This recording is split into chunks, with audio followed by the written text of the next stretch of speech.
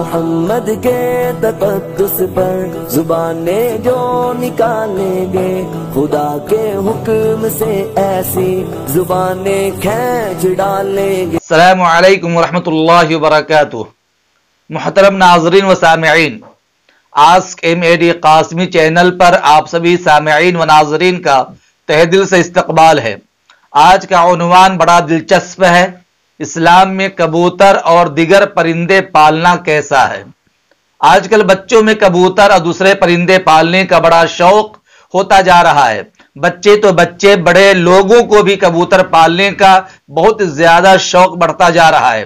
اپنے شوق اور خوشی کے لیے کبوتر کو اڑاتے ہیں، ان کا بہت خیال رکھتے ہیں اور کبوتروں کا دانہ پانی دوائی وغیرہ کا خیال رکھتے ہیں۔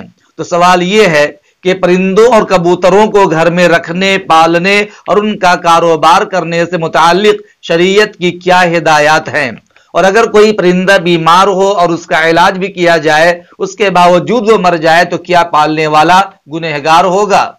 یہ بڑا اہم سوال ہے اور کئی لوگوں نے یہ سوال اٹھایا ہے اور اس کے کئی جزیات ہیں، لہذا اس کا جواب غور سے سنیے اور دوسروں تک شیئر بھی کیجیے۔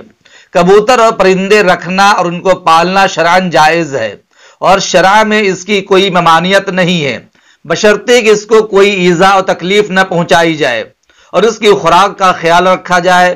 خوراک، ضروریات اور حقوق کا خیال رکھتے ہوئے پرندے پالنا اور ان کی خرید و فروخت کرنا درست ہے اور آمدنی بھی حلال ہے۔ پرندے پالنے کی حلت کے بارے میں ایک روایت ہے، بخاری شریف جلد نمبر 5 صفحہ نمبر 2291، حدیث نمبر 5850 بیروتی نسخہ۔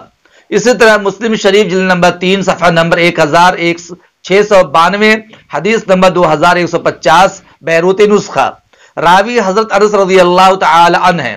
روایت خلاصہ یہ ہے کہ حضرت انس رضی اللہ تعالی عنہ کے چھوٹے بھائی عمیر نے ایک بلبل نامی چڑیا پال رکھی تھی، اس کے ساتھ وہ کھیلتے تھے، بڑی محبت کرتے تھے۔ اتفاق سے وہ مر گئی تو حضور اکرم صلی اللہ علیہ وسلم نے ازراہ مزاح فرمایا، یا ابا عمیر ما فعل النغیر، اے ابو عمیر نغیر کا کیا کیا؟ حضور اکرم صلی اللہ علیہ وسلم اس کے بارے میں دریافت فرماتے تھے مگر آپ نے اسے رکھنے سے منع نہیں کیا۔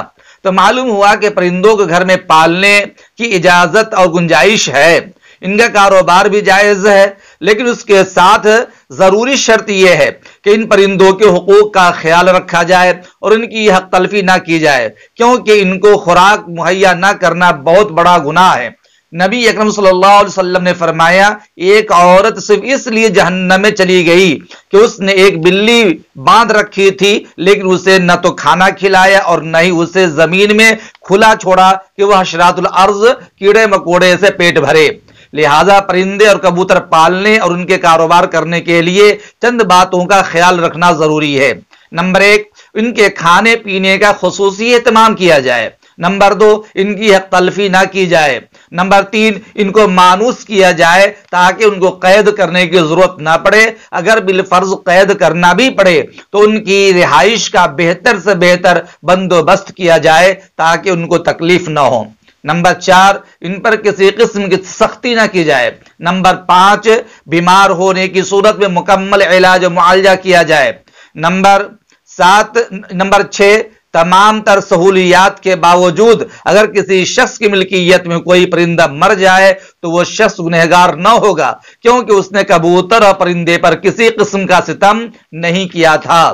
رہی یہ بات جو سوال کو جزیات میں ہے، تو یہ بات کہ کبوتر اور دیگر پرندے اڑانے کو مشغلہ بنانا، ہر وقت انہی کے ساتھ شوقیہ مصروف رہنا اور پرندے لڑانا، کبوتر بازی کرنا تو شرعاً درست نہیں ہے۔ احادیث سے اس کی ممانعت ثابت ہے۔ اسی طرح گھر کی چھت پر چڑھ کر کبوتر اڑانا جس سے دوسروں کے گھروں میں نظر پڑتی ہو، یہ بھی شرعاً درست نہیں ہے، اس سے اجتناب ضروری ہے۔ امید کرتا ہوں کہ میری گفتگو آپ کو اچھی طرح سمجھ میں آ گئی ہوگی۔ اللہ تعالیٰ آپ کو بھی سمجھائے اور ہمیں بھی توفیق عنایت فرمائے۔ والسلام علیکم ورحمۃ اللہ۔